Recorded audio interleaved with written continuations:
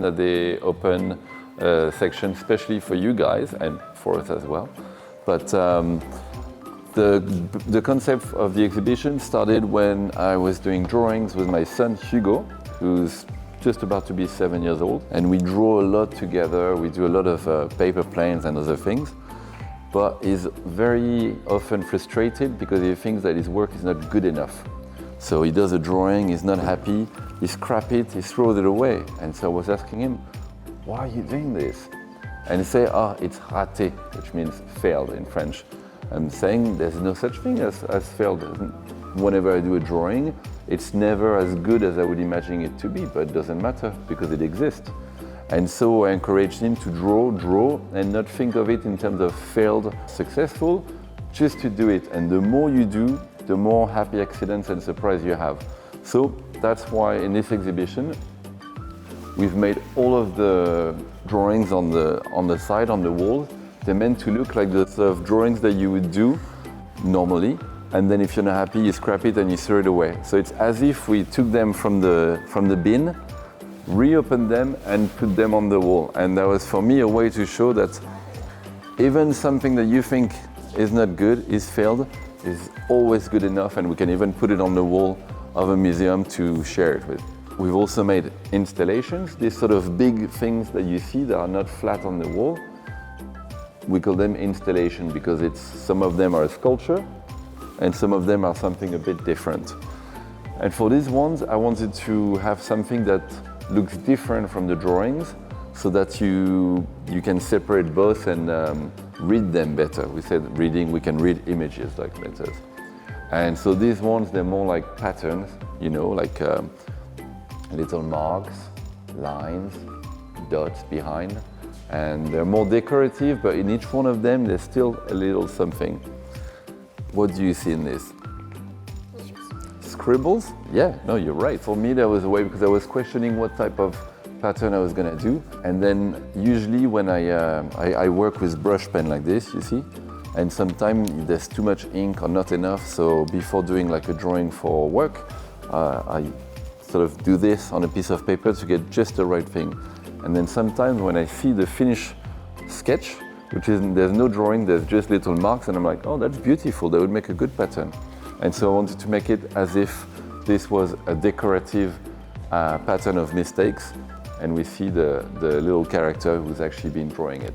So for him, it's just stains, but when you see it from afar, it's a decorative pattern. Would you like to have a bedroom with this on the wall? Yeah, good. And then inside, what do you see, the two things coming out? Do you know what they can be? And? An elephant, exactly. And I wanted it to be this installation. It's called The Artist, and I wanted them to join the character that's there. And then at the back, you have another decorative pattern. What animal is this? A cat, exactly. Who's been doing scratch marks all over the piece of paper. But when you have a sign, when you do a brush, and sometimes you just do one type, and if you repeat and repeat and repeat and repeat, eventually it becomes like a wallpaper, like a pattern. And so that was the idea for this. Here we have, what do we have here, guys? Have you guys ever done paper plane? So it's a giant paper plane. Because a lot of the time I do paper plane with Hugo, my son, in order to make them different. We do different shapes, of course, but we also draw on them, decorate them. And we always sort of like think, oh, imagine if we make like a giant one. So when I finished painting it, I called him on the video. He's still in Paris, in France. I was like, look, we made a giant paper plane.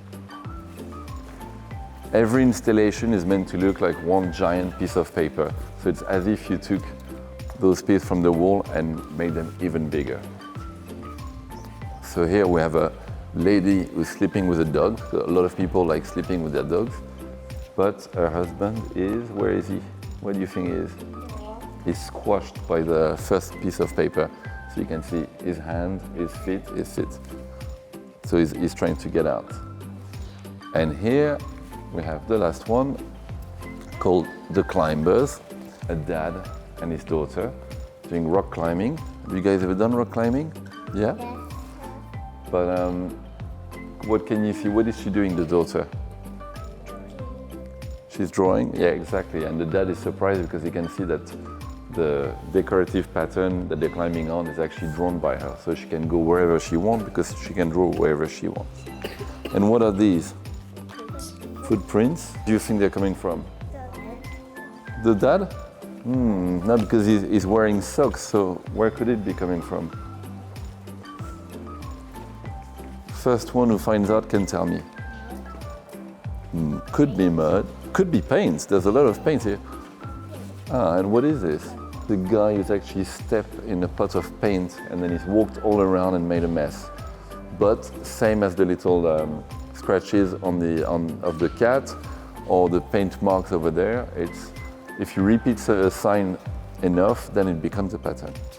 And then at the back, I wanted to tell the story of Paperboy, the character you saw when you entered. So this is me or you or anyone drawing a character, a little face, and then he's not happy with it, so he scraps it. He throws the ball of paper into the dustbin, where there was already more discarded drawings, and then it falls, all of the elements fall flat, and then somehow, miraculously, they come alive, and he puts his head on, and he's ready to go. And in his turn now, he draws, and he draws all these ones that you can see on the walls. And then after that, he puts them on the wall of the museum, and then he's doing what we're about to do. He invites all of the children to draw with him and to make their own exhibition. So after, when your friends are gonna come, I'd like us to do some drawings together and see if we can make another Paperboy. Would that be cool? Yeah. And then on the walls, we have all of these discarded drawings. And I'd like to ask you a few actually. What do you think is going on here? A mammoth, and then is it a mammoth all around or just in one? The top half is a mammoth and the bottom? An elephant. And what do you think the picture means? I think the elephant is dreaming about being a man. Is dreaming, or is even, what do you know one thing that elephants are very famous for? Tusk, for sure. And they also have an incredible memory. We often say that they have the biggest memory.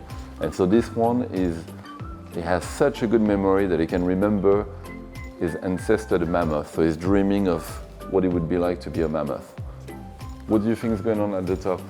He has the dishwasher and he's got a thing, he could do it himself, he could do it by the machine, but actually he prefers the companionship of the dog. And it's sort of to say that sometimes the simple things are quite nice. Have you ever played darts? What can you see? What happened here? No, he missed everything, unfortunately. So where did he put the other darts? On the left, exactly. And he was so bad at it that he's painting a new target to make it look as if he's managed to do it. And so all of these sort of drawings, that's a lot of my work is like that, is I look at something or I think of something in my everyday life, then I try to make something funny with it. Do you do that sometime? No? Maybe later we can do it. What is she doing? Have you ever brushed your teeth with an electric toothbrush? Yeah, but I don't do it very often, but whenever I do it, I feel like my head is shaking like that. Here. What do you see in this picture? Yeah, and is he alone? A plant? Because you know some plants, they try to get in the sun naturally, very slowly, because it's more healthy for them. And when I was living in London, we didn't have much sun, so whenever there's a tiny bit of sun, we're always putting our head out like that to catch the sun. What about this one?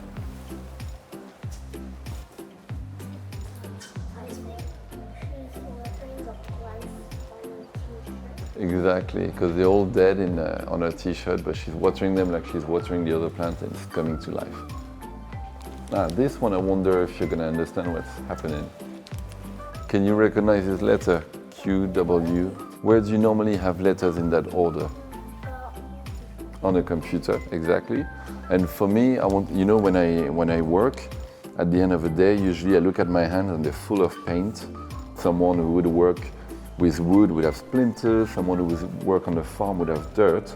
And I wanted to show that if you work on a computer all day, at the end of the day, you look at your hand and you have the marks of the QWERTY. That's because I travel a lot for my work, and wherever I go in a different country, I always have that problem of which type of plug. Luckily for me in Korea, it's the same as France, but sometimes it's different, like Japan is different. And so usually they give you a charger with lots of different ports, and I find it quite annoying. And so I was imagining this lady having the opposite, having a lead, a plug that can take any shape. But it's almost monstrous, and she doesn't know if it's actually going to fit anything. Like a tarantula, a little bit, that's true. It's got many legs like a spider. What's happening here?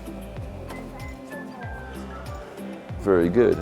And this one I wanted to, when you look from a distance, you don't always see it because it looks exactly like the shape of his eye, but I had fun with it because it was exactly like the eye, but all we're missing is one dot, and that changes the picture completely. Because if I had put the dot here, it would just be a guy playing ping pong. But there it becomes something else. And here, what do you think is happening? Is she angry? No. She loves the cat even though it's absolutely scratched all over her. Hello, hello, nice to meet you all. Do you guys want to come and draw? Oh, that would be nice, right? Should we draw? Yeah? All right, let's do it.